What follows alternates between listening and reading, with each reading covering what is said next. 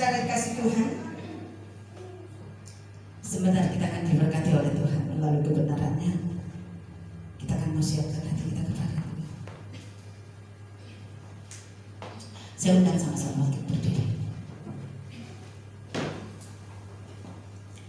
Kita datang dengan satu pujian. Karena sama.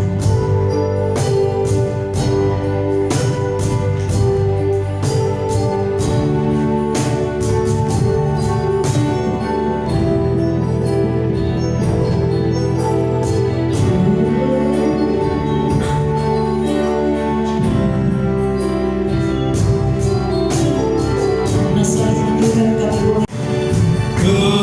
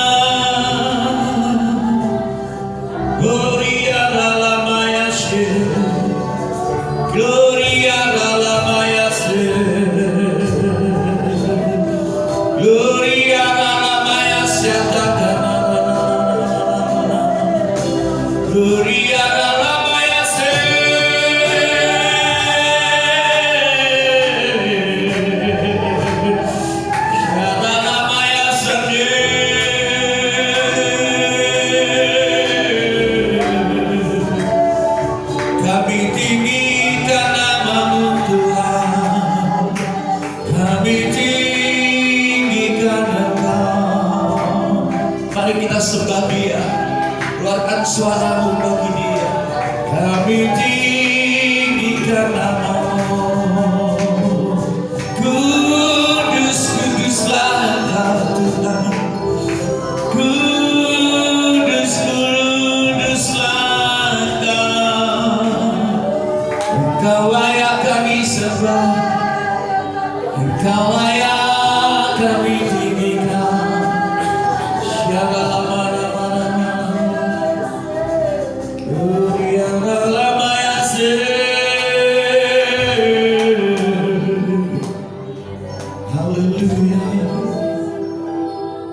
Oh haleluya, oh haleluya. Hosana bagi Allahku, Hosana bagi Rajaku, Hosana bagimu Tuhan. Haleluya.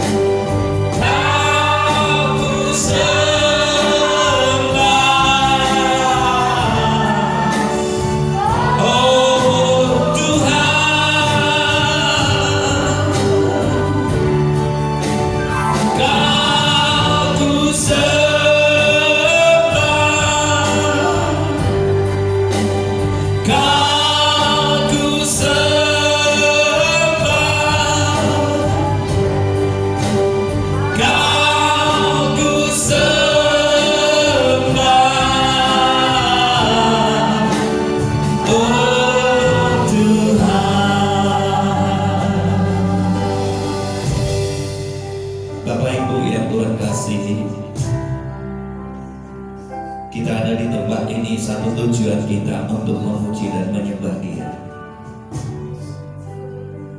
Tidak ada yang lain, karena Dia layak. Dia layak untuk kita tinggikan. Dia layak untuk kita sembah. Dia layak untuk kita muliakan. Karena kebesaran dan kesuciannya, karena keagungannya mengatasi segalanya. Belajar engkau menundukkan dirimu di hadapan Tuhan. Dia layak untuk kita sembah. Haleluya Bapa. Terima kasih Yesus.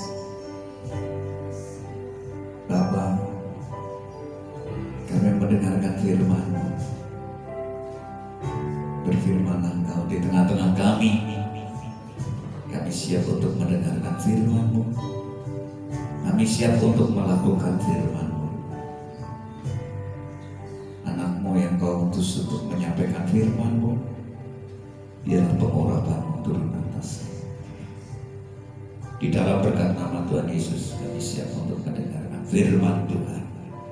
Semua kita yang siap mendengarkan firman Tuhan, bersama dengan saya katakan amin. Sekali lagi katakan amin. Beri kemuliaan bagi Tuhan Yesus. Silakan duduk. Tuhan Yesus memberkati kita semuanya. Salam. Sekali lagi salam. Saya percaya Bapak Ibu sepanjang minggu ini beroleh kemurahan Tuhan, beroleh anugerah Tuhan, dan beroleh pemeliharaan Tuhan. Tiba saatnya kita akan mendengarkan firman Tuhan, dan sebentar kita juga akan perjamuan Tuhan. Baik saudaraku, tema khotbah minggu ini adalah kuasa yang menyelamatkan. Kuasa yang menyelamatkan. Pastikan hari ini kita akan fokus mendengarkan firman Tuhan. Tidak ada yang bisa mengganggu pikiran kita. Kita arahkan seluruh hati dan pikiran kita untuk firman-Nya. Kuasa yang menyelamatkan. Katakan kuasa yang menyelamatkan. Kuasa yang menyelamatkan. Dengan semangat sekali lagi. 1, 2, 3. Kuasa yang menyelamatkan. Baik. Mari kita buka firman Tuhan di dalam Roma pasalnya yang pertama, ayat 16 dan 17.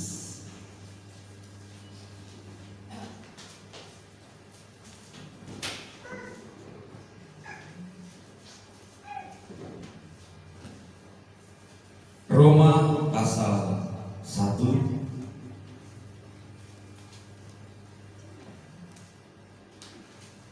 ayat 16 dan 17. Sudah ketemu? Mari kita baca bersama. Saya baca ayat 16. Jemaat Tuhan baca ayat yang ke-17. Injil itu kekuatan Allah. Sebab aku mempunyai keyakinan yang kokoh dalam Injil. Karena Injil adalah kekuatan Allah yang menyelamatkan setiap orang yang percaya. Pertama-tama orang Yahudi, tetapi juga orang Yunani. Ya, 1, 2, 3. Sebab di dalamnya nyata kebenaran Allah yang bertolak dari iman dan membimbing kepada iman, seperti yang tertulis, orang benar akan hidup oleh iman. Ya. Bapak Ibu, jemaat Tuhan, perlu diketahui bahwa Roma ataupun surat Roma ditulis oleh Paulus yang sebelumnya bernama Saulus.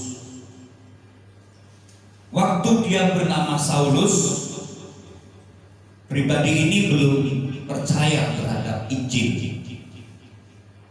Nah, Injil yang dimaksud, yang dikatakan oleh Paulus ini pada saat itu bukan Injil yang yang tertulis di Matius, maksudnya bukan Injil, Matius, Markus, Lukas, Yohanes. Karena pada saat itu waktu Saulus menyampaikan firman Tuhan ini, Matius, Markus, Lukas, Yohanes, Injil itu belum dibukukan. Ya. Tetapi yang dimaksud oleh Paulus, Injil itu adalah berpusat kepada satu pribadi yang namanya Yesus.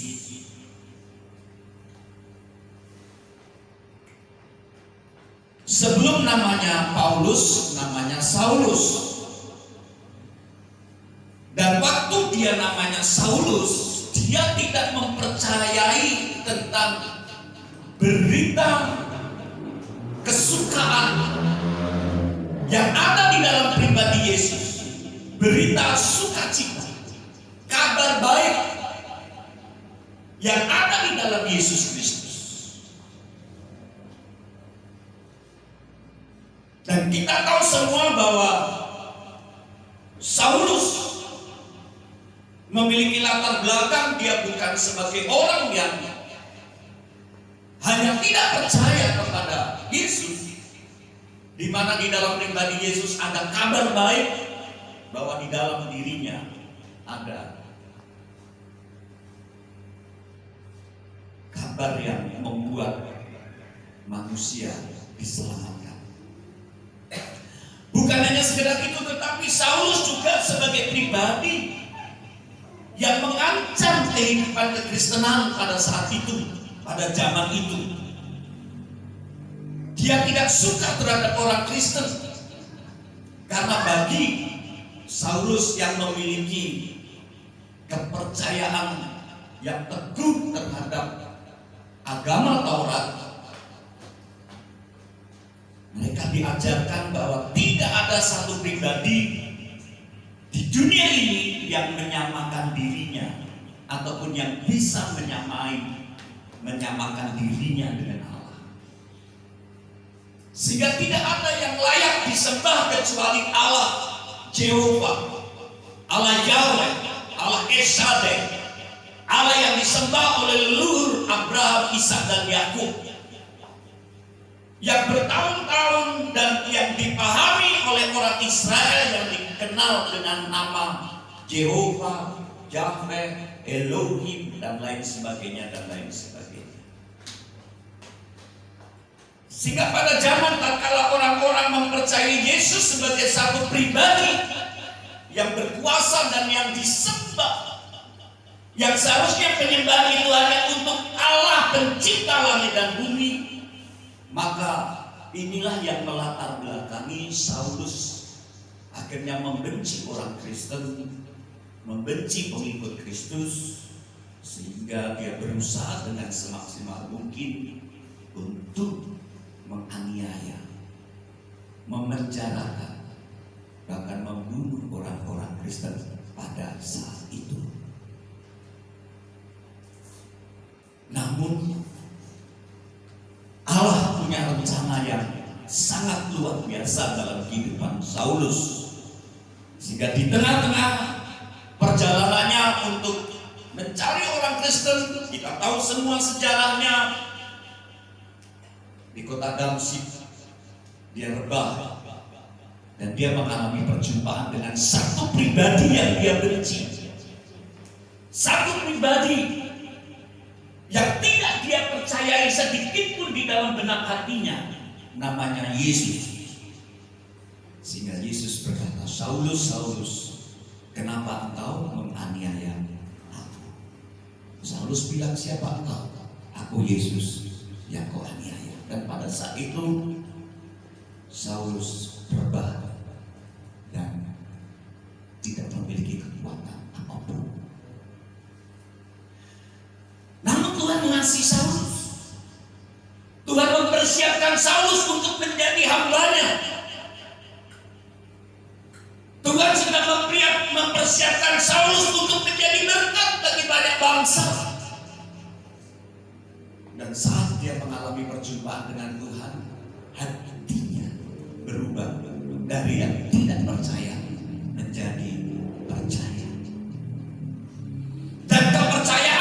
bukan merupakan kepercayaan yang tanggung. Setelah dia menerima Yesus Kristus sebagai Tuhan dan Juru Selamat, dan dia mempersembahkan seluruh hidupnya untuk Tuhan dengan didasari satu keyakinan yang kokoh. Nih, keyakinan yang kokoh. Dan itu dia tulis di dalam Roma pasal 1 ayat 16. Sebab aku mempunyai keyakinan yang kokoh dalam Injil. Kokoh berarti tidak tergoncangkan, tidak tergoyahkan. Kokoh itu berarti kuat. Saya berharap kita sebagai anak-anak Tuhan, sebagai gereja Tuhan yang hidup di akhir zaman ini, yang tentunya dunia ini akan semakin banyak mengalami goncangan. Saya berharap keyakinanmu, kepercayaanmu terhadap Injil tidak tergoyahkan. Kepercayaanmu terhadap Yesus Kristus tidak tergoyahkan oleh apapun juga. Sehingga semakin ada goncangan, engkau akan menjadi orang-orang Kristen yang semakin teguh, semakin kuat, semakin kokoh. Kita lihat Saulus yang tidak percaya dulunya kepada Tuhan, dan sekarang menjadi percaya kepada Tuhan, dan dia menulis di Roma pasal 1 ini, sebab aku mempunyai keyakinan yang kokoh dalam Injil. Itu saudara, di dalam pribadi Yesus, Injil yang hidup, Injil yang telah terbuka dan dibaca oleh dunia, itulah Yesus. Dia memiliki keyakinan di dalam Kristus Yesus yang tidak tergoncangkan. Tentunya saudaraku yang dikasih oleh Tuhan, untuk memahami satu pemahaman yang tidak tergoncangkan ataupun yang kokoh, itu bukan merupakan satu statement yang hanya perkataan saja, tetapi betul-betul terrealisasi, kelihatan di dalam perilaku kehidupannya.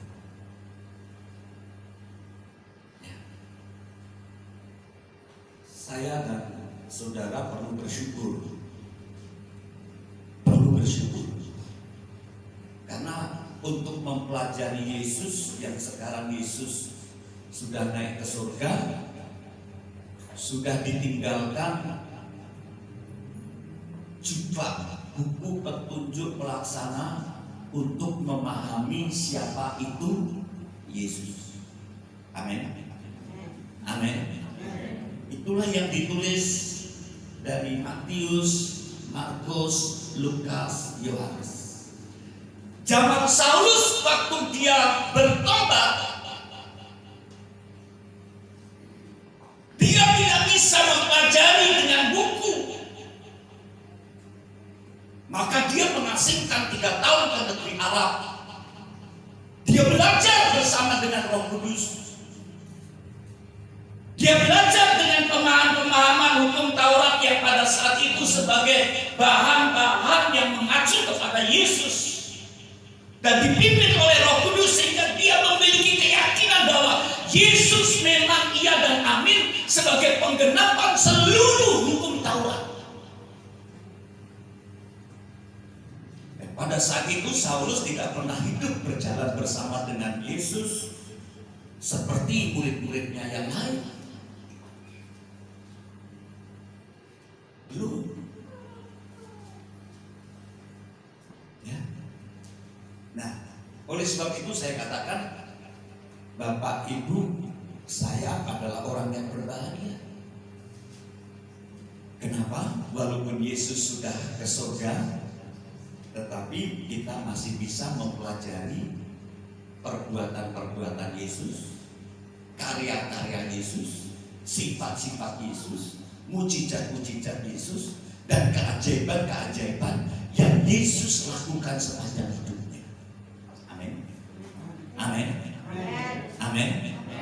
Dan tujuan untuk kita mempelajari itu sebenarnya supaya memperkokoh keyakinan kita,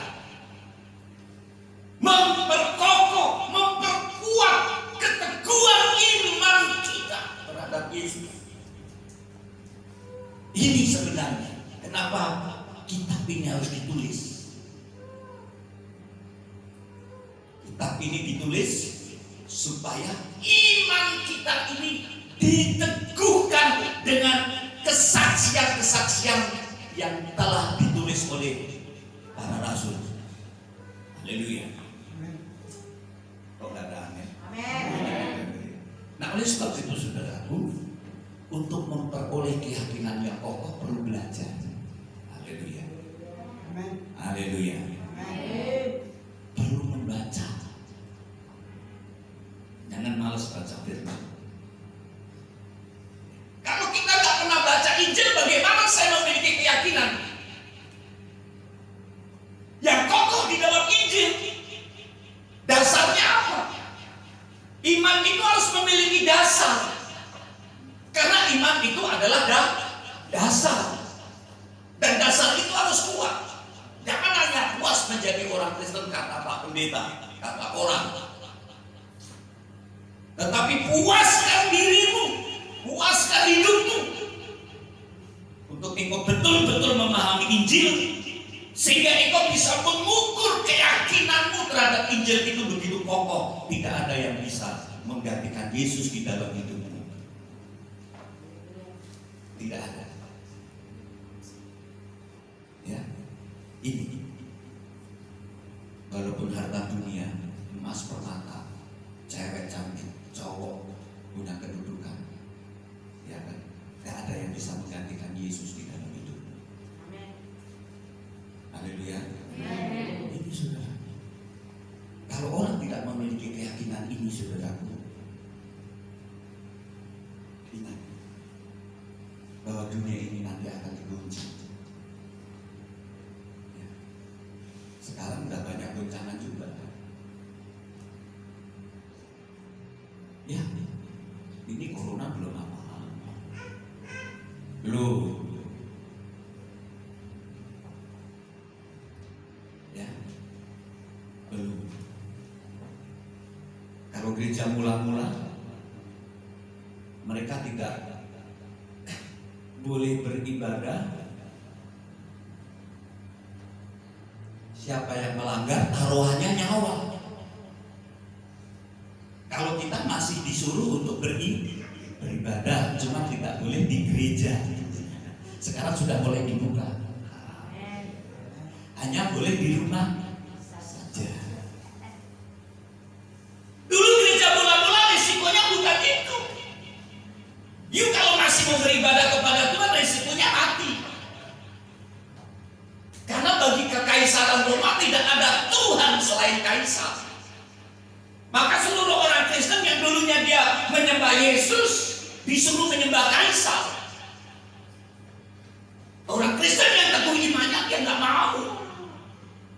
Kalau kamu nggak mau, kamu akan saya adu dengan binatang. Dan aku ingin melihat di mana kehebatan Tuhan.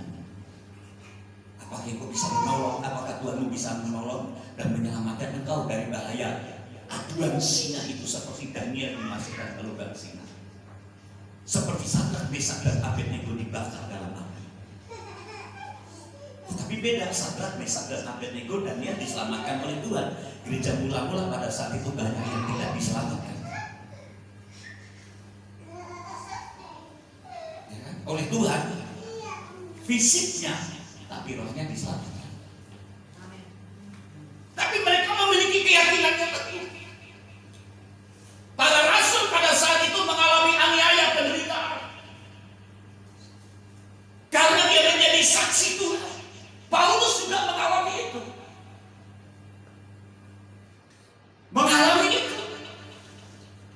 Tetapi penderitaan yang dia alami itu tidak sebanding dia memiliki satu pemahaman. Penderitaan yang dia alami tidak sebanding dengan kemuliaan yang Allah sediakan.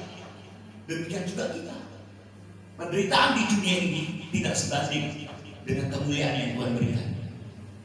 Amin. Namun masalahnya apakah kita berani menerobos penderitaan itu, bertahan dalam penderitaan itu? Itu yang menjadi pertanyaan. Nah, untuk kita bisa bertahan dan mampu dan teguh di dalam penderitaan, tetap mempertahankan Injil itu, Yesus adalah satu pribadi yang tidak bisa tergantikan dalam hidup kita. Kita harus memiliki dasar keyakinan yang kokoh. Kalau enggak,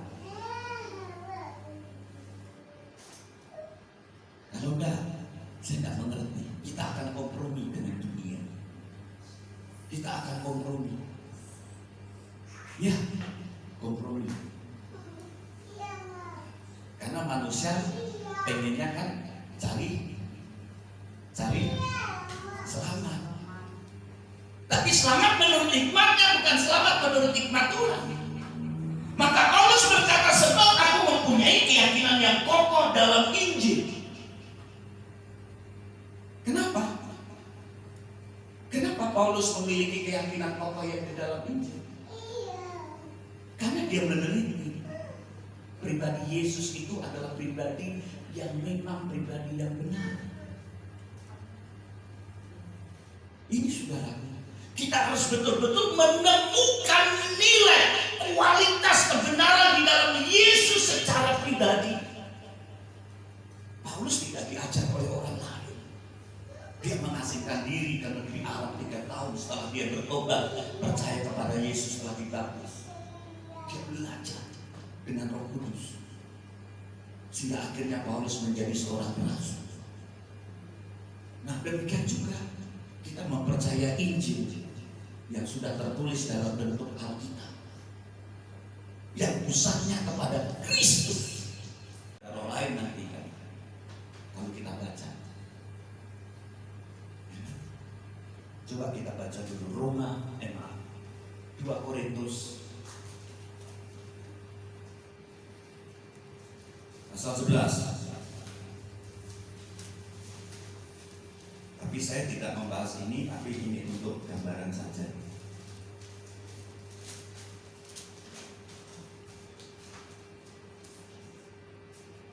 Ayat 1, ayat 4 saja, langsung ayat 4. Sudah ketemu? Ayo semangat. Sudah ketemu? 2 Korintus pasal 11 ayat 4. 1, 2, 3. Sebab kamu sadar saja, jika ada seorang datang memberitakan Yesus yang lain daripada yang telah kami beritakan, atau memberitakan kepada kamu roh yang lain daripada yang kamu terima, atau Injil yang lain daripada yang telah kamu terima. Nih, ya, hati-hati. Kalau dulu ada ajaran-ajaran bidah, ajaran-ajaran yang bertentangan dengan Injil, ya, ada banyak ajaran di situ. Maka waktu sidang Yerusalem itu ada 2 masalah yang perlu dibahas dalam sinode pada saat itu. Karena dulu belum ada organisasi gereja, tapi para rasul itu pada saat itu sedang membahas tentang perkembangan kekristenan yang terjadi pada saat itu. Karena banyak orang-orang yang non-Yahudi percaya kepada Yesus. Orang-orang Roma, banyak orang-orang yang di luar Israel banyak percaya kepada Yesus. Bagaimana cara mengatasinya? Hanya ada 2 pada saat itu yang dibahas. Yang pertama mengenai sunat, yang kedua mengenai makanan. Itu kalau Bapak Ibu baca di dalam Kisah pasal 15, sidang di Yerusalem, pertama kali para rasul sidang, sehingga rasul-rasul pada saat itu mengambil kebijakan sesuai dengan pimpinan Roh.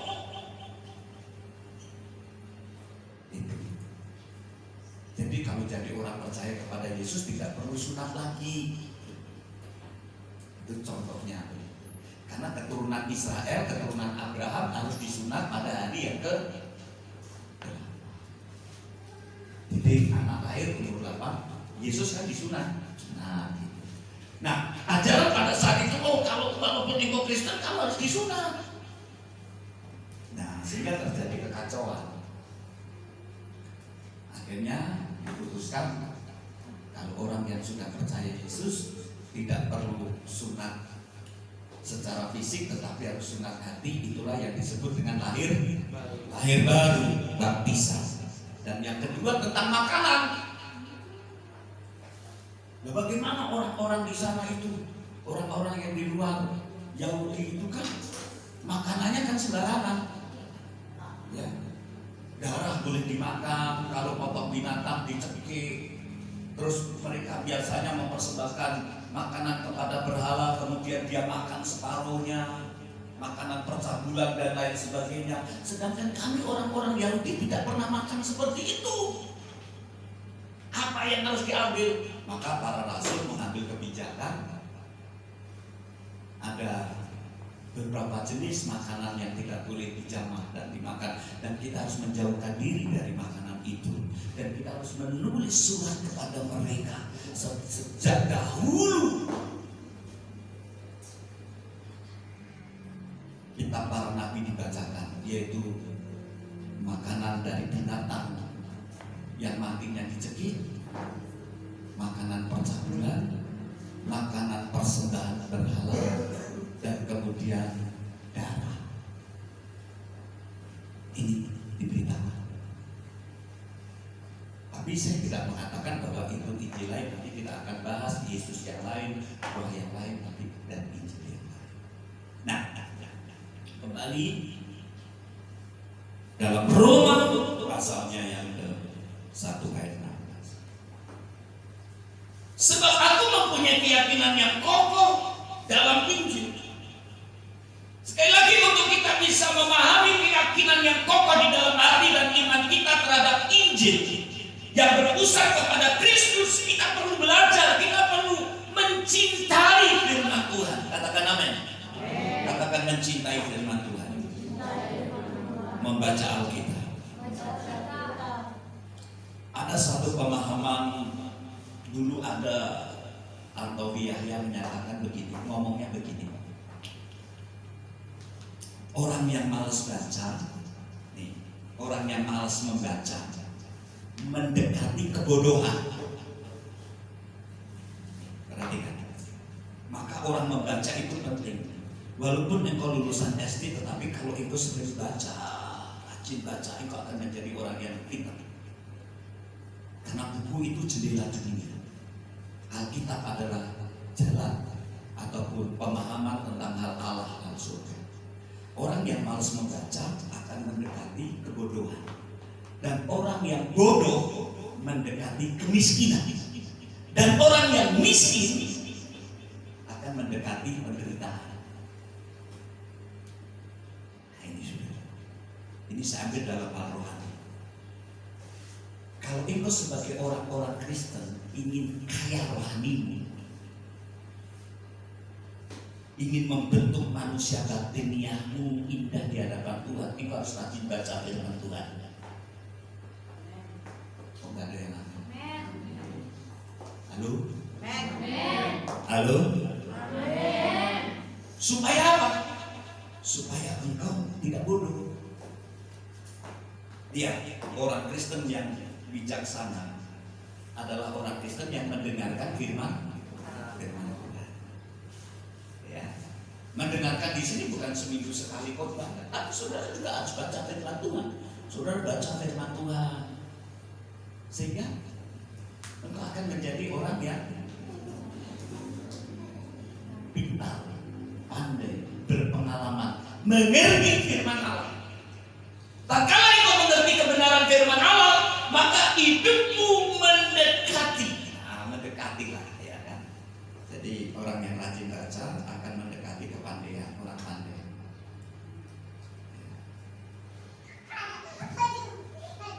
Kalau tadi orang yang malas baca mendekati kebodohan, dan orang kebodohan mendekati penderitaan, kemiskinan.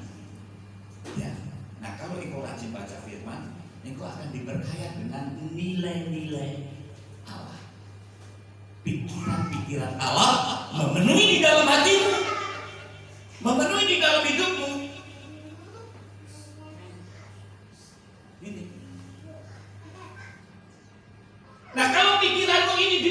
dengan firman Allah, wah hebat. Maka engkau akan diperkaya di dalam hal rohani. Nah itu saudara. Nah Paulus begitu. Oh dia orang cakap di dalam Taurat. Dia rajin. Dia tidak berkekurangan.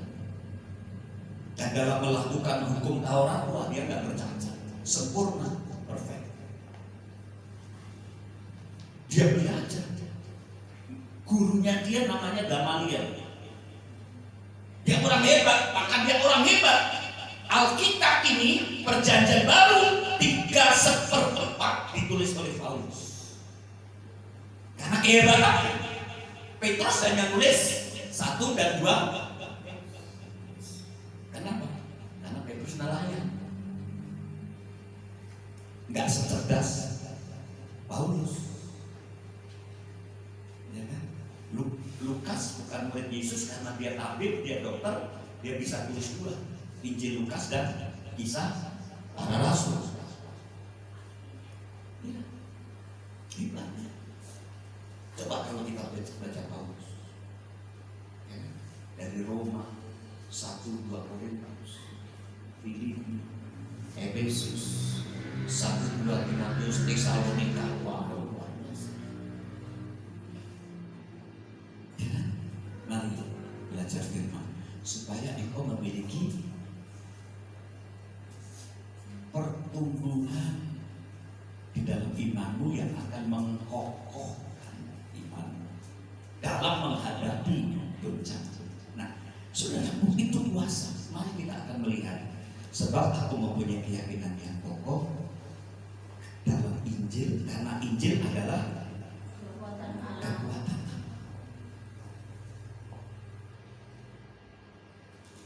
Injil adalah apa?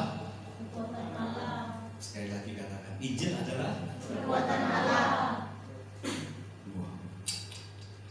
Kalau saudara baca Quran, itu bukan kekuatan Tuhan, itu kekuatan dunia ini.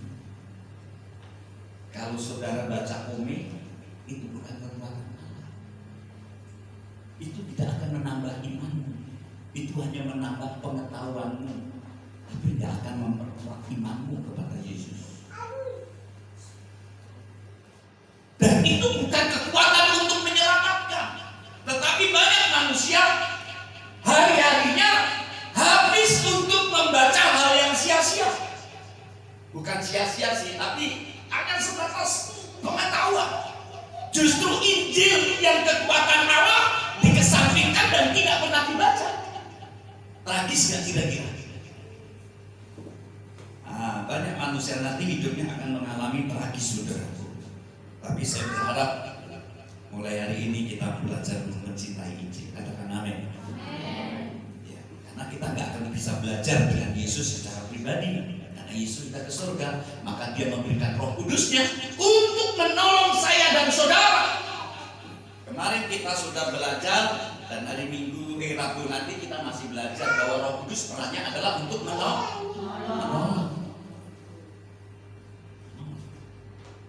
Nah, kenapa Paulus memiliki keyakinan yang kokoh di dalam Injil, di dalam Yesus? Karena Yesus adalah pribadi yang berkuasa.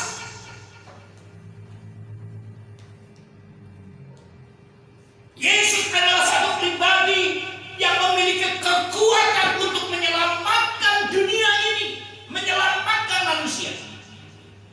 Tidak ada berita di luar Injil yang bisa menyelamatkan hidup kita. Mari kita buka Kisah Para Rasul.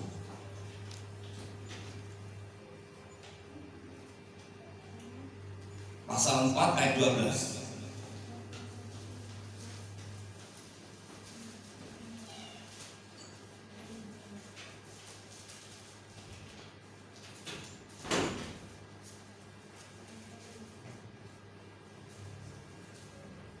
Kisah Para Rasul pasal 4 ayat 12.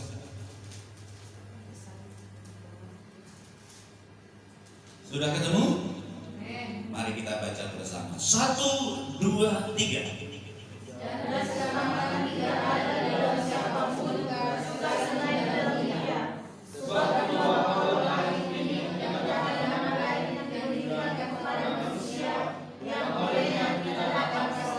Ini saudara. Dan keselamatan tidak ada di dalam siapapun juga. Maksudnya tidak ada di dalam siapapun juga kecuali di dalam nama Yesus. Katakan nama Yesus. Itu yang menyelamatkan. Paulus memahami dan mengenali nama ini. Dia belajar secara pribadi. Setelah dia menerima Yesus, dia tidak hanya sekedar duduk. Banyak orang Kristen setelah terima Yesus duduk di gereja, ibadah, pulang, terus selesai sudah tanggung jawab untuk memenuhi kebutuhan rohani digantungkan seluruh sama Pak Pendeta. Tidak bisa. Setiap pribadi kita harus memiliki kehausan, dorongan, passion, semangat untuk belajar mempelajari Injil itu yang berpusat kepada Kristus. Haleluya. Amin. Kalau enggak nanti, waduh, enggak ngerti saya. Enggak akan kokoh iman. Engkau akan menjadi orang Kristen yang mudah diombang-ambingkan. Ya. Dan keselamatan tidak ada di dalam siapapun juga selain di dalam Dia. Sebab di bawah kolong langit ini tidak ada nama lain yang diberikan kepada manusia yang olehnya kita dapat diselamatkan. Saya dulu sebelum bertobat pekerjaan saya pengamen. Tahu pengamen? Pengamen itu tidak jauh hidupnya dengan preman. Tidak jauh hidupnya dari bahaya. Saya dulu pengen selamat. Kemanapun kalau saya pergi tidak ada bahaya. Saya datang ke dukun. Benar nih. Saya pergi ke dukun, saya minta jimat.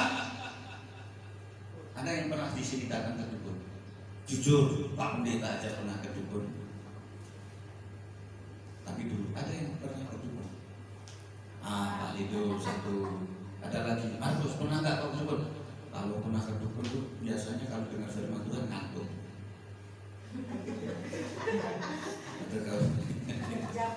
Saya pernah ke dukun, angkat tangan, enggak usah masuk-masuk. Masa cuma Pak Lido saja. Masalah. Dukun saya dulu, saya minta jimat supaya apa? Supaya kalau saya berantem saya selalu menang. Kalau saya ngamen orang berbelas kasihan lihat saya dulu punya pengasihan. Tapi pengasihan bukan untuk melet cewek, enggak. Pengasihan supaya orang melihat saya nyanyi kasihan kasih duit. Ada. Ya. Ini selamat. Saya datang kepada dukun. Banyak orang saudaraku dia ingin selamat ekonominya, dia pergi ke Gunung Kawi, cari kekayaan, cari penglaris. Dukunnya bilang nanti kalau kau jalan, kau lihat tapel kuda di jalan ambil. Tapi tidak boleh tapel kuda yang beli. Tahu saudaraku kan tapel kuda. Maka banyak pedagang-pedagang itu kalau saudara datang bertamu ke orang-orang pedagang itu pasti kelihatan ada tapel kudanya di atas pintu. Di atas pintu. Itu bukan sembarang tapel kuda karena pesanan dukun ini supaya bisnisnya selamat. Jadi kalau saudara masuk lihat tapel kuda, ini orang ini udah berdukun. Banyak orang-orang saudaraku ingin selamat hidupnya. Dia mengandalkan kuasa-kuasa kegelapan. Saya dulu mengalami itu. 6 tahun saya terjebak itu saudara. 6 tahun. Dari SMP sampai SMA. 86 baru saya bertobat, saya buang semua. Ya. Bapak saya Kristen, tapi dia juga dukun. Kenapa? Karena dia tidak memiliki keyakinan yang kokoh di dalam Injil. Iya. Dan tidak punya keyakinan yang kokoh. Jadi kalau Bapak Ibu punya jimat-jimat harus perlu dibakar. Nggak usah malu-malu. nanti kira-kira malu datang sama Pak Panca, Pak masih punya jimat ini di kantongku gitu. Karena itu nggak akan menyelamatkan. Yang menyelamatkan hidup kita hanya Yesus. Di bawah kolong langit ini tidak ada nama lain yang bisa menyelamatkan kecuali Yesus. Beri kemuliaan bagi nama Dia. Nah ini saudara, dan bukan rapalan-rapalan ayat-ayat yang menjadi jimat. Kalau kau baca ayat ini, wah kau bisa begini, begono, begini, begono. Itu bohong, tidak ada itu. Walaupun itu bisa realita, itu bukan pekerjaan Tuhan, tapi itu pekerjaan iblis. Ya, itu rapat. Ya, itu rapat. Datuk itu pengalaman itu Datuk.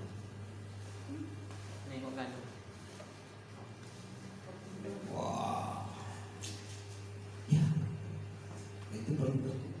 Kalau tidak, ya. Paulus memiliki keyakinan yang kokoh di dalam Injil. Kenapa? Karena Injil itu kekuatan Allah. Jangan kau remehkan Injil itu. Jangan kau remehkan kitab suci ini sebagai hiasan di rumahmu saja. Engkau tidak mencintai firman Allah. Engkau harus setia untuk baca firman ini. Bukan untuk menjadi orang Kristen yang sehebat, tetapi untuk kebutuhan pribadimu. Supaya engkau sebagai orang Kristen menjadi orang Kristen yang disertai dengan pengenalan akan Tuhan, dengan dasar-dasar kebenaran firman Allah yang engkau baca melalui firman Tuhan ini. Amin. Amin. Iya. Kalau orang Kristen sudah harus baca, anak muda baca firman Tuhan gimana? Akhirnya engkau menjadi orang yang dibentuk bukan dengan pemahaman Allah, bukan dibentuk dalam pemahaman nilai-nilai kerajaan Allah. Engkau akan dibentuk oleh nilai-nilai kerajaan dunia ini. Dan kalau kerajaan dunia ini membentuk engkau, memenuhi pikiranmu, maka hidupmu tidak jauh dari gaya hidup dunia. Ya, karena apa yang masuk itu akan menjadi output. Input akan menjadi output. Kalau kualitas produksinya bagus, bahan produksinya bagus, dia akan keluar, outputnya akan bagus.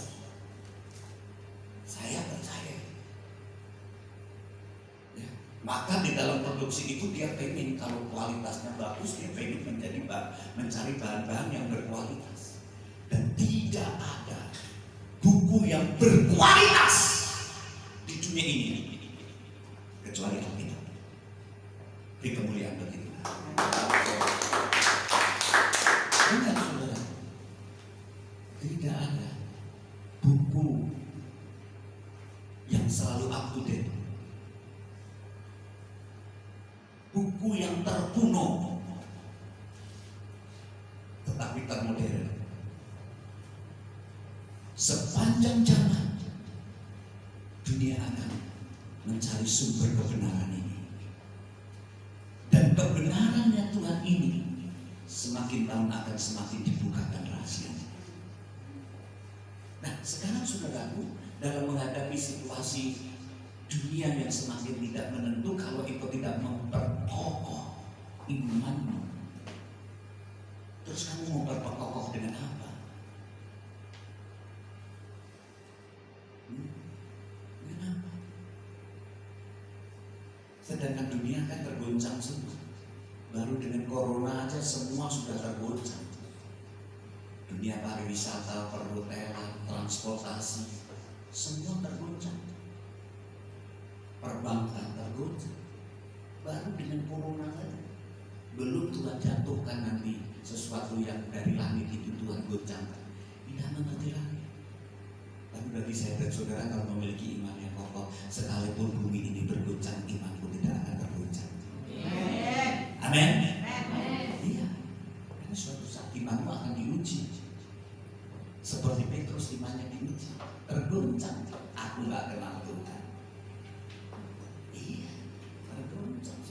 aku nggak kenal Yesus. Tergoncang. Murid-murid imannya tergoncang. Melihat gurunya realitanya begitu, imannya tergoncang. Tapi kebenaran dapat kebenaran, kekuatan Tuhan. Injil, kenapa Paulus memiliki keyakinan yang kokoh di dalam Injil? Karena Injil adalah kekuatan kuasa. Ya, ayat selanjutnya kita kembali ke Roma tadi.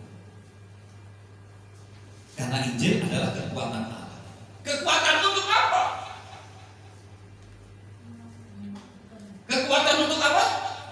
Untuk menyelamatkan. Saya bertanya kepada Bapak Ibu semua yang ada di tempat ini sidang jemaat Tuhan, engkau ingin selamat ya? Kok aminnya sedikit? Engkau ingin selamat nggak? Harus selamat lah.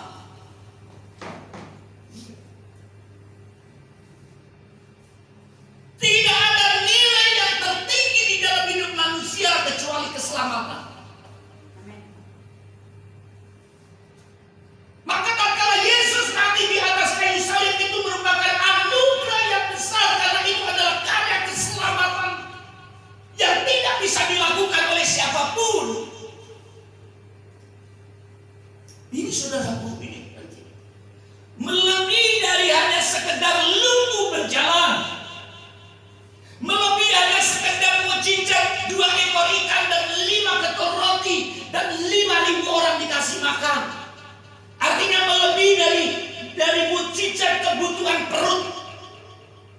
Keselamatan itu, jadi keselamatan itu mahal. Katakan amin.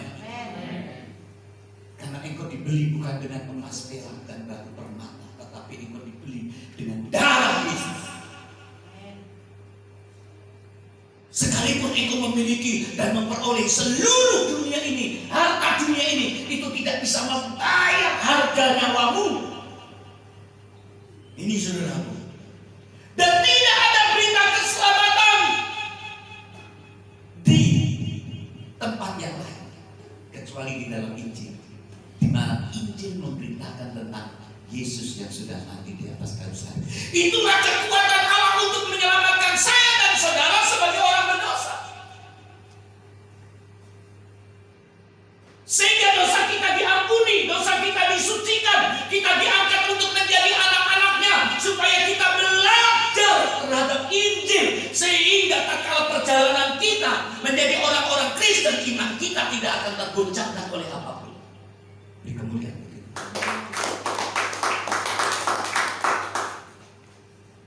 Memang bayar harga untuk ikut Yesus itu nggak murah. Ya. Untuk menjadi orang Kristen yang berkualitas sampai memiliki keyakinan yang kokoh di dalam Injil, itu membutuhkan perjuangan yang sungguh-sungguh, bukan perjuangan murah. Haleluya. Haleluya. Saya enggak mengerti bagaimana seorang ibu harus kehilangan anaknya, harus kehilangan suaminya, hanya karena mempertahankan Injil dan imannya kepada Yesus. Mungkin engkau belum pernah mengalami itu sampai engkau harus terpisah dengan anakmu, terpisah dengan orang-orang yang kasih hanya karena Injil. Belum sebanding hanya karena kebutuhan perut.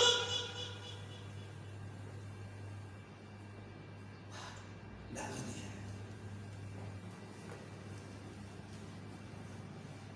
Pernah nggak engkau merasakan karena engkau cinta Yesus dan mengasihi Yesus sehingga engkau harus terpisah dengan anak dan orang-orang yang kasih? Belum pernah kan? Halo? Halo? Oh, ada yang pernah tuh. Mana tadi yang pernah? Oh, angkat tangan pernah. Gimana rasanya? Sakit. Sakitnya di mana? Sakitnya di mana? Di sini. Tetapi Yesus menjadi penghiburmu melebihi dari orang lain. Amin. Lu kok mulai terkasih tepuk tangannya Pak cuma satu.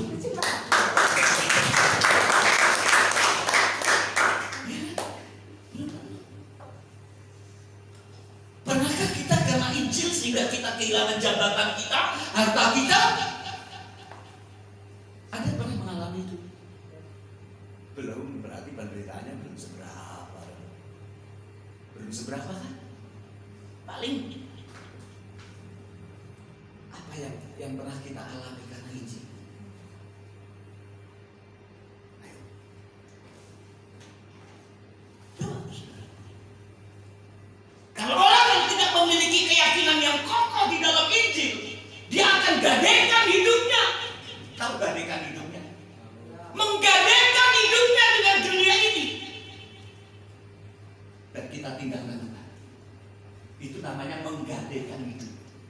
Jangan kita menjadi orang-orang Kristen yang menggadaikan hidup hanya karena kesukaan dunia ini.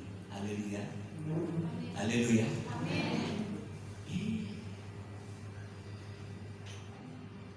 Paulus memiliki keyakinan yang kokoh di dalam Injil karena Injil adalah kekuatan Allah untuk menyelamatkan saya dan saudara. Kita ada sekarang ini, saudaraku, karena Injil, karena kita percaya kepada Yesus. Dan oleh sebab itu mari kita berjuang. Katakan amin. Berjuang.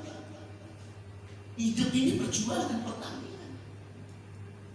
Paulus berjuang, dia berlari.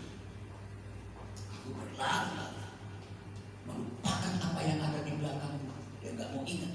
Dan aku berlari dan mengarahkan diri pada apa yang ada di hadapanku, yaitu panggilan surgawi.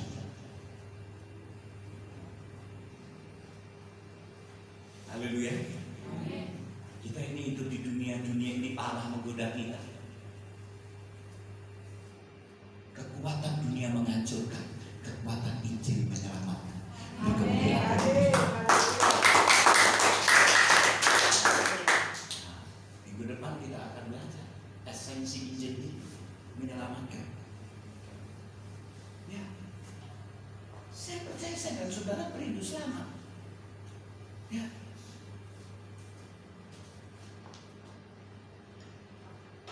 Kalau seandainya Tuhan Yesus bisa hadir di dunia ini, datang saya, Tuhan tolong hadir di gerejamu ini, kasih tahu jemaat-jemaat itu di kekekalan itu nanti gimana.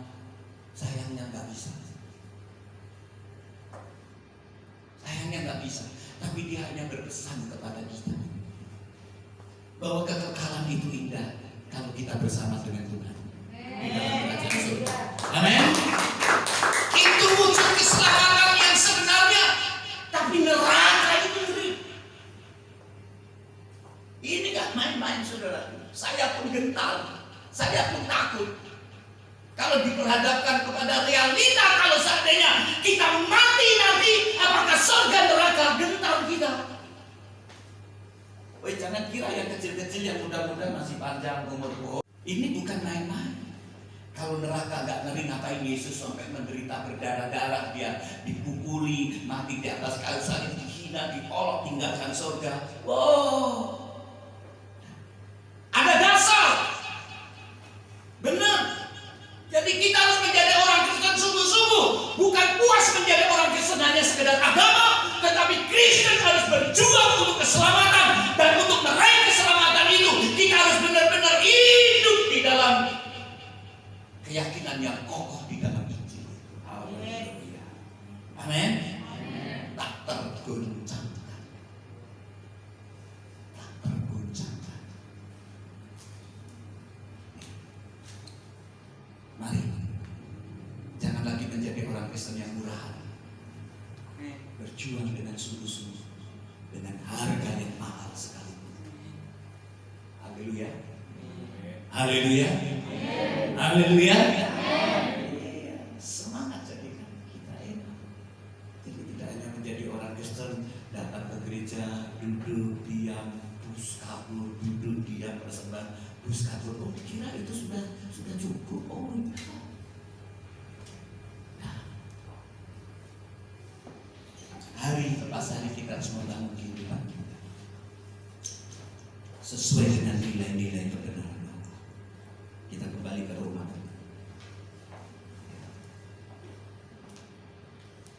Sebab aku mempunyai keyakinan kokoh dalam Injil, karena Injil adalah kekuatan Allah yang menyelamatkan setiap orang yang percaya.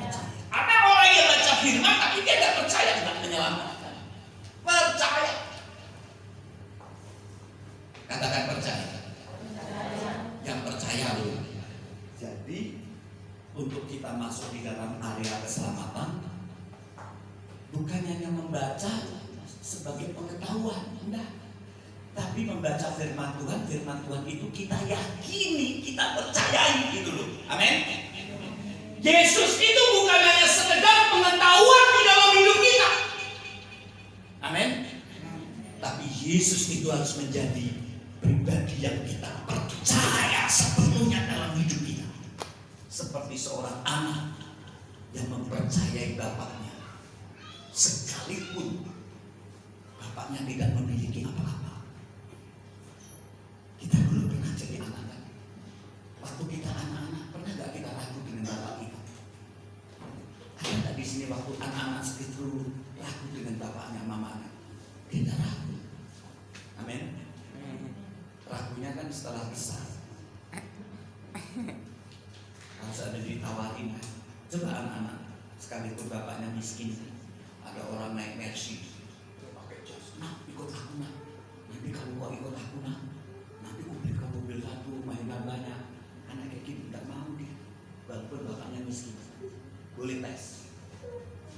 Tapi kalau sudah besar-besar begini sudah lain, sudah lain, ya sudah lain. Kalau sudah besar-besar begini sudah lain. Ya, aku ikut bapak. Tapi bapak belikan aku mobil dua ya. Oh ya, saya kasih dua. Terus rumahnya ber-AC ya. Oh ya, saya kasih. Tinggalkan bapaknya yang miskin di orang. Tapi kalau anak-anak, betul apa betul? Jangankan orang, dilirik sama yang kira-kira pejabat dikit, tinggalkan Yesus itu ya. Mau kau jadi istri? Tinggalkan Yesus.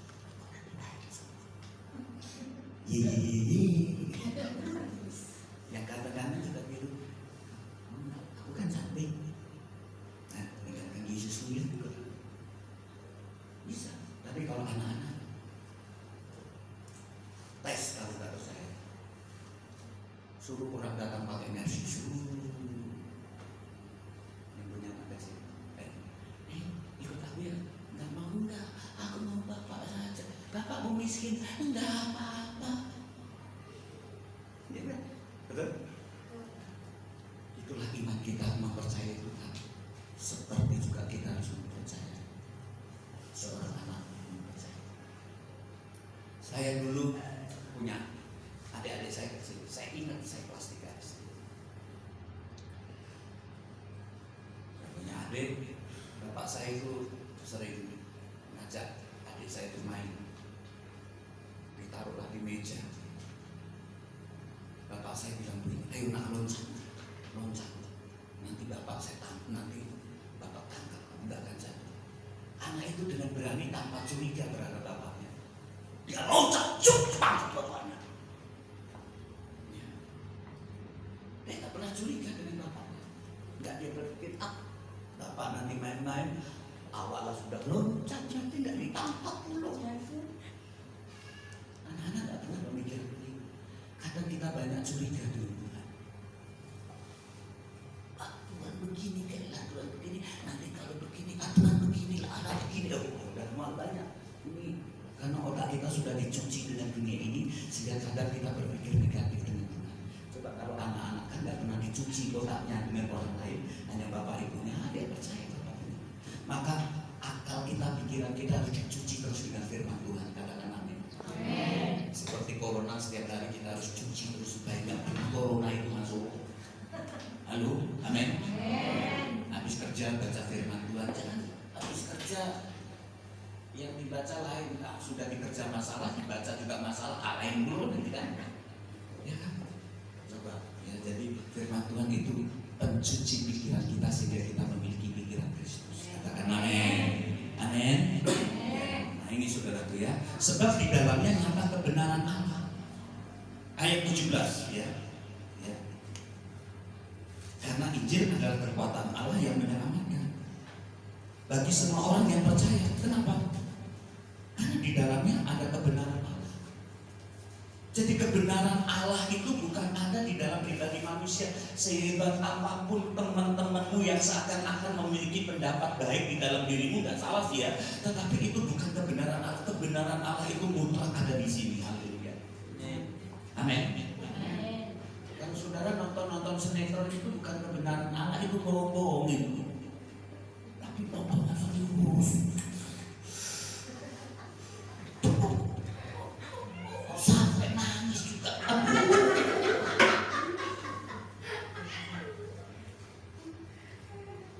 Main game itu sampai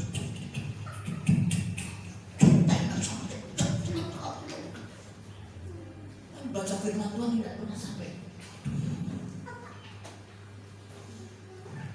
Aneh banget, nggak ngerti sekarang. Haleluya. Saya berharap bagi Bapak Ibu dari sini sudah mencintai kebenaran Allah. Ada kebenaran Allah, ada kebenaran manusia. Maka waktu manusia jatuh ke dalam dosa, dia ingin membuat pakaian dari pohon Allah.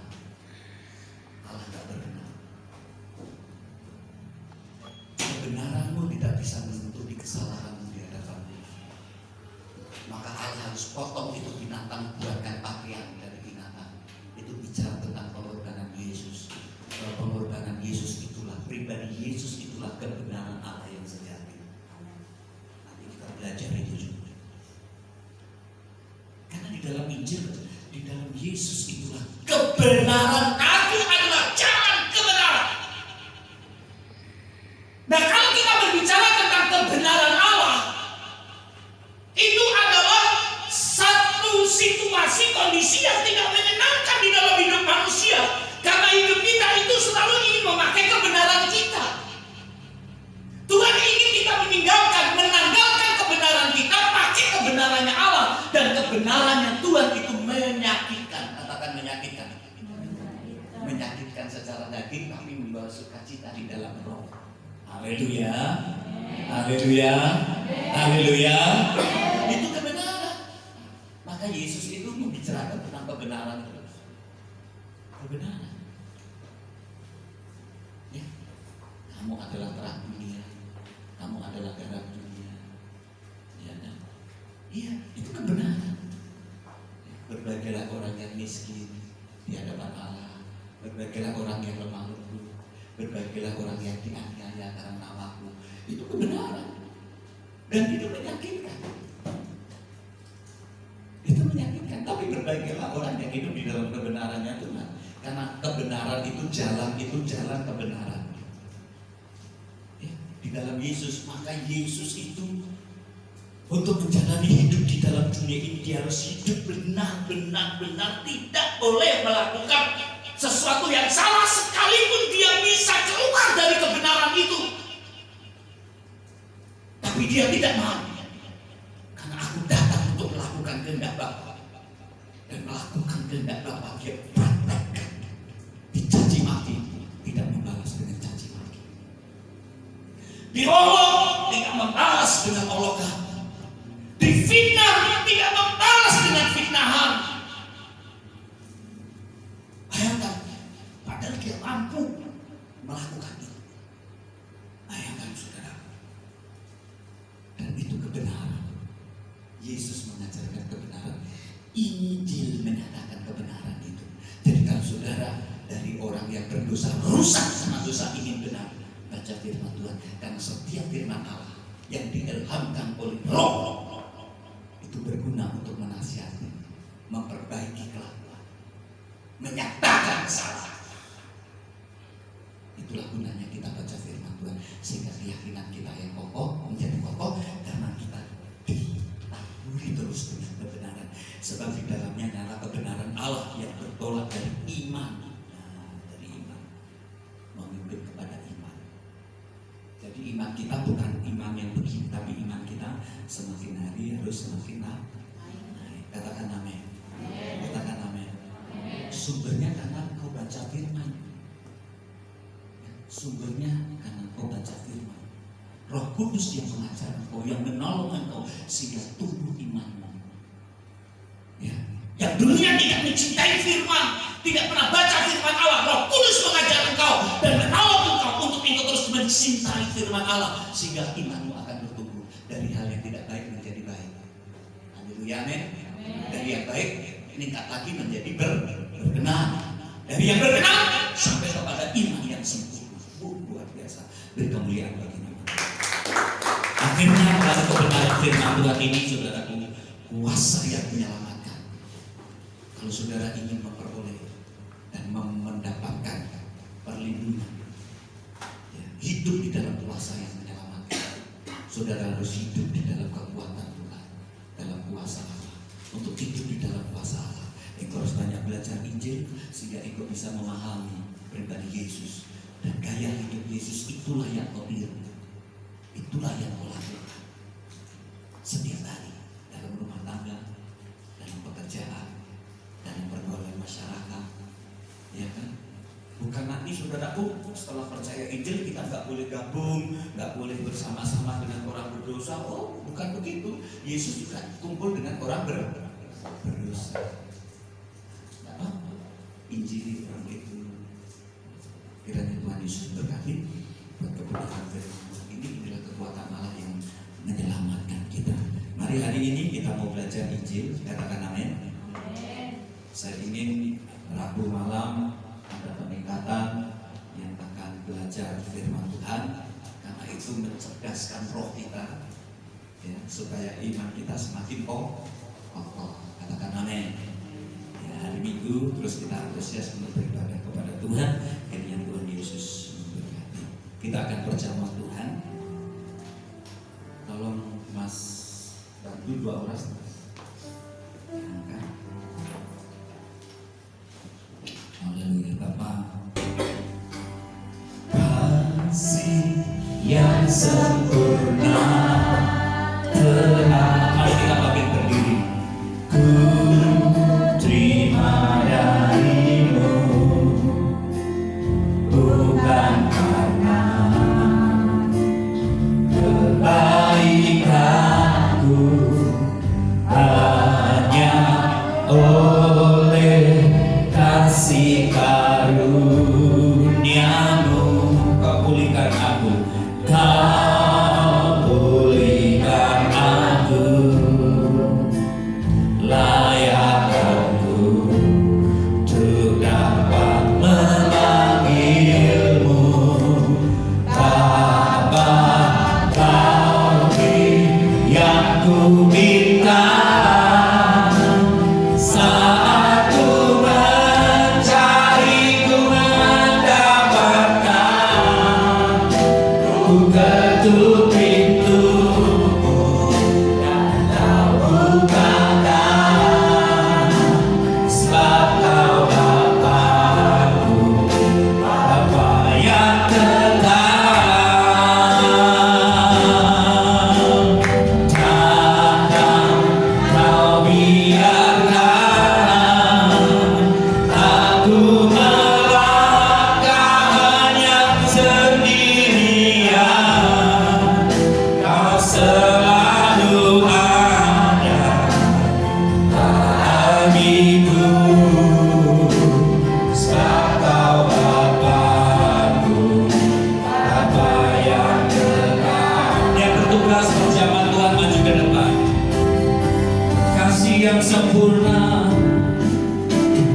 kasih yang sempurna telah ku terima darimu, bukan karena kebaikanku, hanya oleh kasih karuniamu kau pulihkan aku. Layak aku untuk dapat memanggilmu. Bapa, kau beri yang ku minta. Saat ku mencari,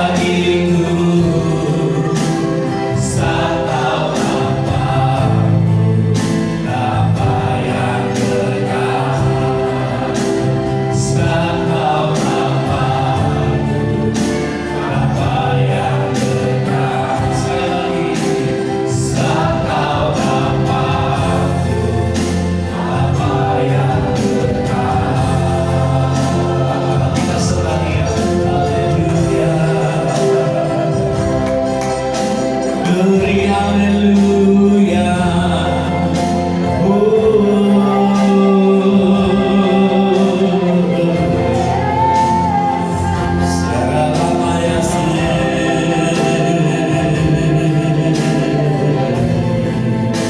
Yesus, haleluya. Glory, haleluya. Namamu ditinggikan, namamu diagungkan. Oh haleluya. Syarabayasi, haleluya.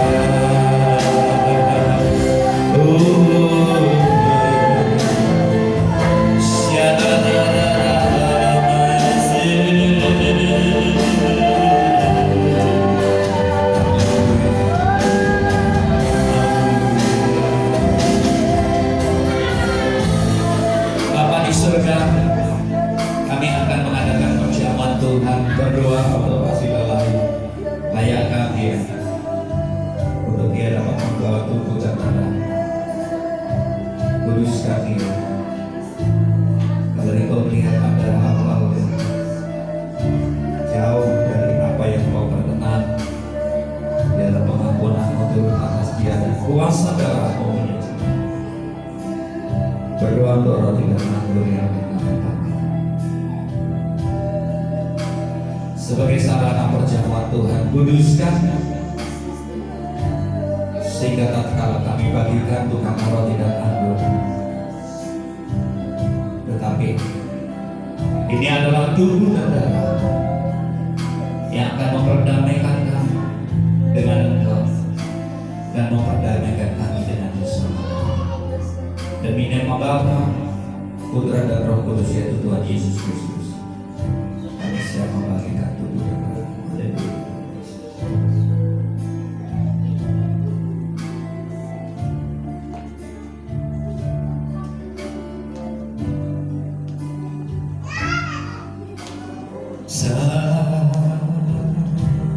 Salibnya,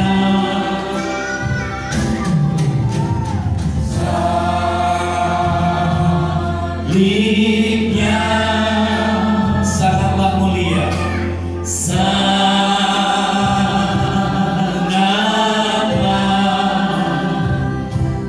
mulia.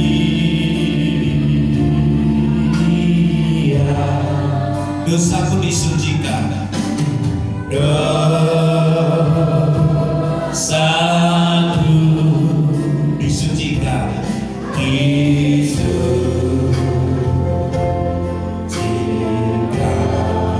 oleh darah Yesus. Oleh darah Yesus.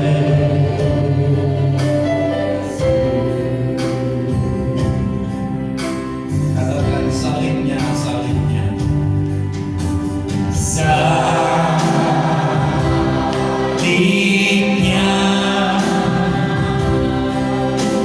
salibnya,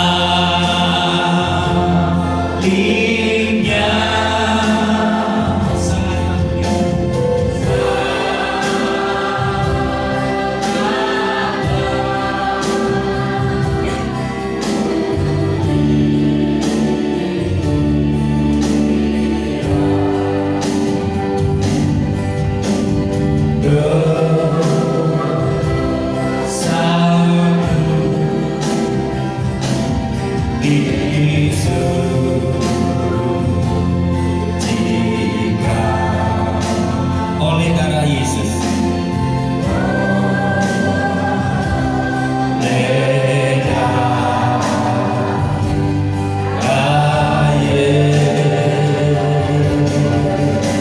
Salibnya, salibnya,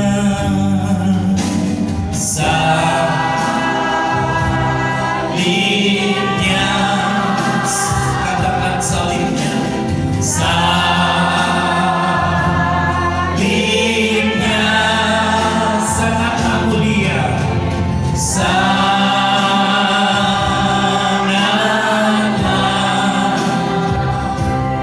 mulia.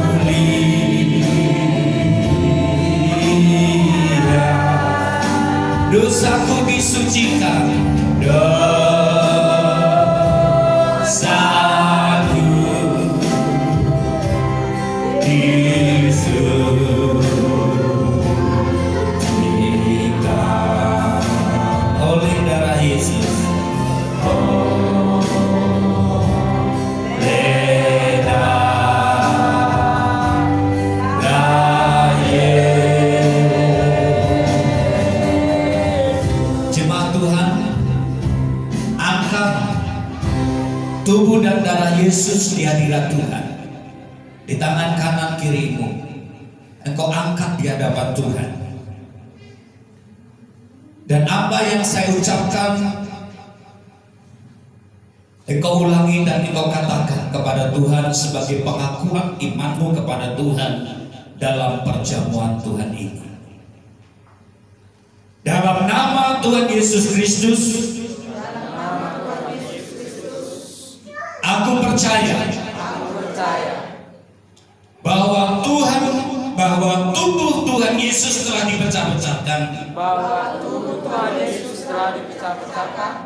darah Tuhan Yesus telah ditumpahkan bagi pengampunan dan penebusan dosa-dosaku oleh korban Tuhan Yesus. Aku percaya aku dibebaskan dari kutuk dosa, kutuk maut, segala kutuk dan api neraka. Oleh korban Tuhan Yesus, aku telah memperoleh pengampunan dosa, keselamatan, hidup kekal, kesembuhan, pemulihan, kemenangan, dan kelimpahan berkat-berkat rohani di dalam Tuhan. Oleh korban Tuhan Yesus, aku percaya dan menerima bahwa aku milik Tuhan untuk mengabdi dan melayani bagi Tuhan Yesus dengan segenap hidupku dari sekarang sampai selama-lamanya. Bapak Ibu, saatnya engkau mengangkat tubuh Kristus di tangan kanan. Dan sebelum engkau menikmati tubuh Kristus, dengarkanlah firman Tuhan. Sebab apa yang telah kuteruskan kepadamu telah aku terima dari Tuhan, yaitu bahwa Tuhan Yesus pada malam waktu ia diserahkan mengambil roti, dan sesudah itu ia mengucap syukur atasnya dan berkata, inilah tubuhku yang diserahkan bagi kamu, perbuatlah ini menjadi peringatan akan aku. Apakah Bapak, Ibu, dan saudara-saudari serta jemaat Tuhan percaya bahwa roti ini menunjuk kepada tubuh Yesus yang telah dipecah-pecahkan bagi kita? Yang percaya katakan amin. Maka di dalam nama Bapa, Anak, dan Roh Kudus, yaitu Tuhan Yesus Kristus. Terima kasih. Kami mengucap syukur buat tubuhmu yang kau pecah-pecahkan bagi kami. Kami telah makan dagingmu yang benar-benar makanan. Biarlah kami boleh memiliki hidup yang kekal dan kau bangkitkan dari antara orang mati, memiliki tubuh kemuliaan seperti-Mu. Tiba saatnya anggur kau taruh di tangan kananmu dan kau angkat tinggi di hadiratnya Tuhan. Demikian juga ia mengambil cawan sesudah makan, lalu berkata, cawan ini adalah perjanjian baru yang dimeteraikan oleh darahku. Perbuatlah ini setiap kali kamu meminumnya menjadi peringatan akan aku. Sebab setiap kali kamu makan roti ini dan minum cawan ini, kamu memberitakan kematian Tuhan sampai Ia datang. Apakah Bapak, Ibu, dan saudara-saudari serta jemaat Tuhan percaya bahwa anggur ini menunjuk kepada darah Yesus yang telah dicurahkan bagi penebusan dosa-dosa kita? Yang percaya katakan amin. Minumlah di dalam nama Bapa, Putra, dan Roh Kudus, yaitu Tuhan Yesus Kristus.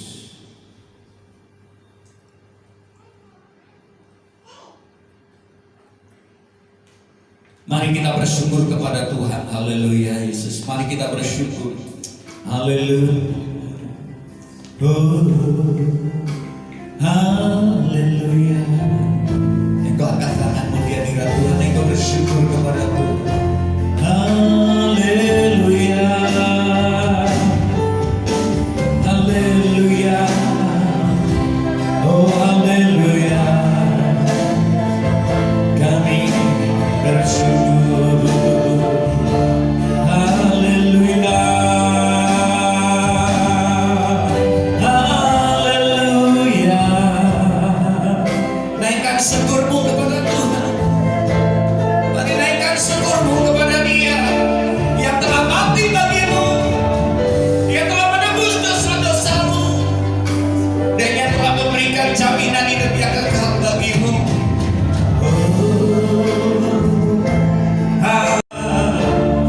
Haleluya. Kami bersyukur, kami bersyukur bagimu, kami bersyukur. Haleluya. Shadalamaya sandu. Haleluya.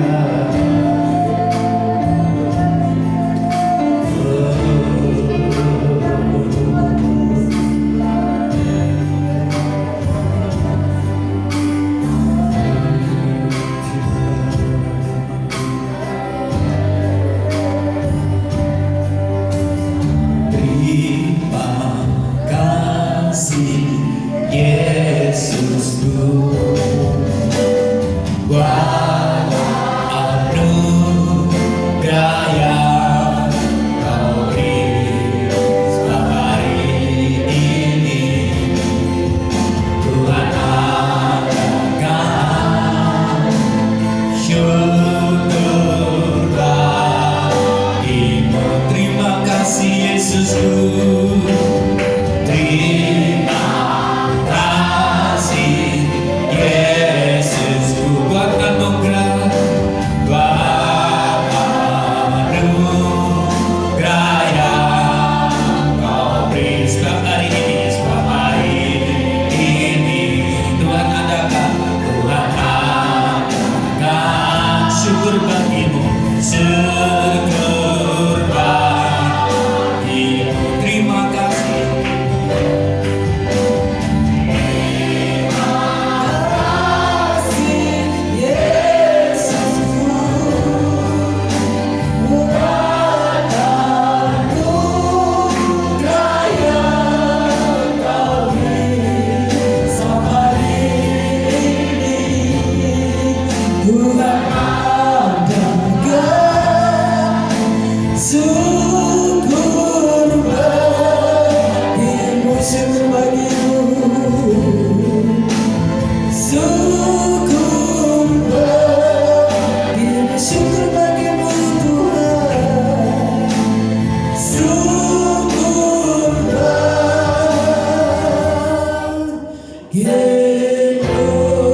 Kemuliaan bagi Allah kita. Haleluya.